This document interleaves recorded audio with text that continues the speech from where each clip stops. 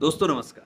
Current financial year 2025-26 1 अप्रैल 2025 से प्रारंभ हो चुका है और ऐसे में बहुत सारे सैलरीड पेड पर्सन के समक्ष एक क्वेरी फिर से आ खड़ी हुई है कि अनूप जी, करंट फाइनेंशियल ईयर 2025-26 यानी असेसमेंट ईयर 26-27 के लिए हमें कौन सी टैक्स रिजीम एम्प्लॉयर के सामने सेलेक्ट करें। अब ये प्रश्न इसलिए इम्पोर्टेंट है क्योंकि आप जो रिजीम सेलेक्ट करते हैं उसके अनुरूप ही आपका टीडीएस आपका एम्प्लॉयर इस पूरे साल में काटेगा। तो इस प्रश्न का उत्तर इस प्रकार देता हूं दोस्तों। करंट फाइनेंशियल ईयर 2025-26 में बाय डिफॉल्ट रिजीम होगी न्यू टैक्स रिजीम और इस न्यू टैक्स रिजीम में सब्सटेंशियल चेंजेस कर दिए गए हैं।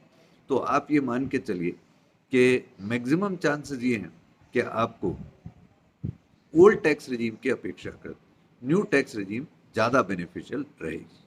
परंतु हाँ, यदि आपने substantial contributions old tax regime में करने हो, for an example HRA exemption, home loan का डिडक्शन, एटीसी के डिडक्शन, साथ साथ एटीसीसीडी 1B का डिडक्शन, मेडिकल इंश्योरेंस प्रीमियम का डिडक्शन, डोनेशंस के डिडक्शन एक्सेट्रा, तभी आपको न्यू टैक्स रिजीम की बजाय ओल्ड टैक्स रिजीम बेनिफिशियल हो पाएगी।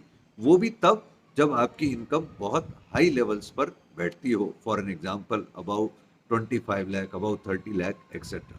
यानी कहने का मतलब ये है दोस्तों कि आप अपने एम्प्लॉयर से by default new tax regime select करें तो मेरी ओपिनियन में ज़्यादा बेनिफिशियल होता दिख रहा है। पर हाँ, मेरी बात फाइनल इसलिए नहीं है क्योंकि फाइनल सिलेक्शन आपको करना होगा at the time of filing return.